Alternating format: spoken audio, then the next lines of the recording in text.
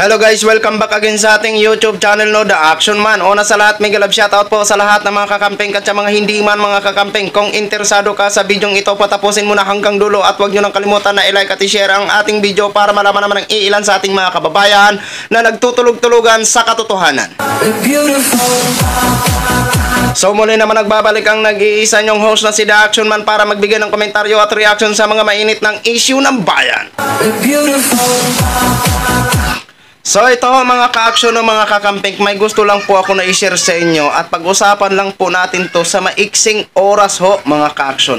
Yan po ang bida sa ating programa, si Duterte at saka ito I think isa itong abogado na si Amy Neri ho mga ka-action. Ito po siya ay isang new Secretary General ng PDP Laban kasi nag-resign nga ho ang dating General ng PDP Laban at ito na po siya ang kapalit, si Attorney Amy Neri ho mga ka-action. So ito kasi nagbigay po siya ng kanyang pahayag tungkol sa pagkabasura nga ng reklamo ni Franz Castro dito kay Duterte ho mga ka-action. At ang masaklap ho dito mukhang si Duterte pa ang naapi at saka si Franz Castro pa ang nang-aapi. Ito ho mga ka-action, bago ho tayo magtuloy-tuloy, panoorin po muna natin ang maiksi niyang statement.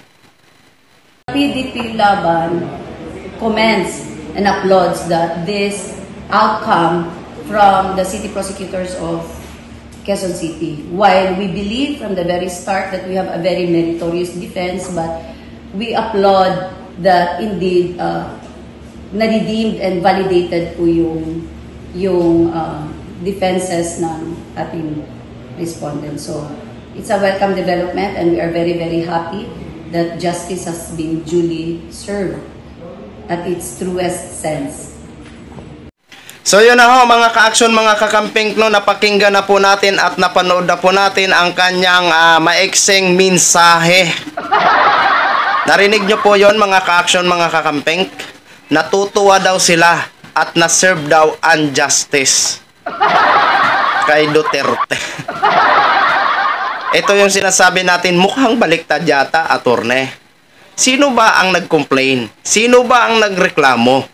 Diba si Franz Castro, si Representative Franz Castro ang nagreklamo, ang nag-file ng complaint sa prosecutor ng Quezon City laban dito kay Duterte dahil sa kanyang mga pabiro daw, sabi ng piskal na nagbasura ng kanyang reklamo.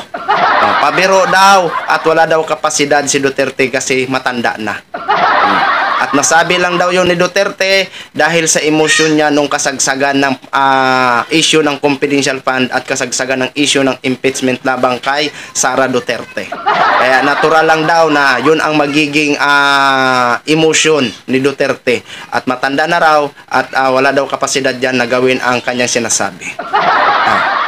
Yun na po ang ano natin. At dito naman sa naging paliwanag o naging statement dito ni Attorney Amy Neri. Excuse me lang po, Attorney. Mawalang galang na ho sa inyo.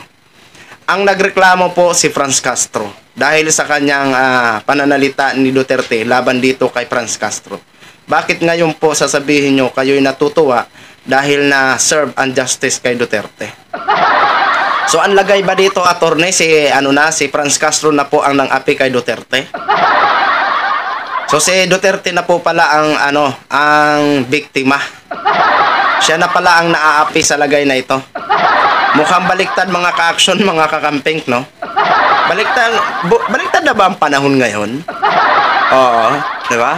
Ang pagkakaalam ko kasi, ang complainant si Franz Castro. So ibig sabihin siya ay nag-complain or nagreklamo, nag-file ng reklamo, siya ang naaapi, hindi si Duterte. Kahit saan ang gulo tingnan, ang naaapi po dito si Franz Castro. Oh, 'di ba? Hindi po kasi sus nako po.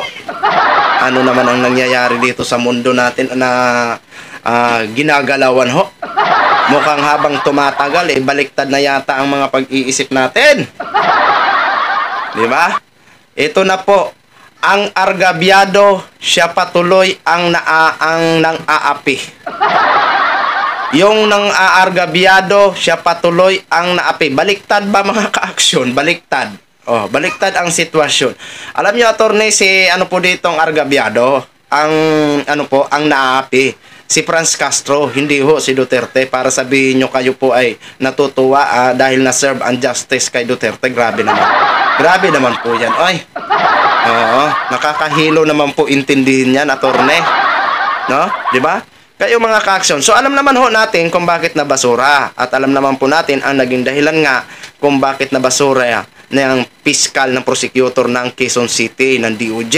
O, alam naman ho natin ang mga dahilan. Dahil nga daw ay joke-joke lang nga lang daw. Di ba? O, ito, joke-joke lang kung mayaman pala, kung maimpluwensyang tao pala ang magbanta. Joke-joke lang pala. Paano naman pala kung ang magbanta ay mahirap na tao? Sa palagay natin, gagana ba ang batas dito na joke-joke? Yan po ang katanungan natin, di ba?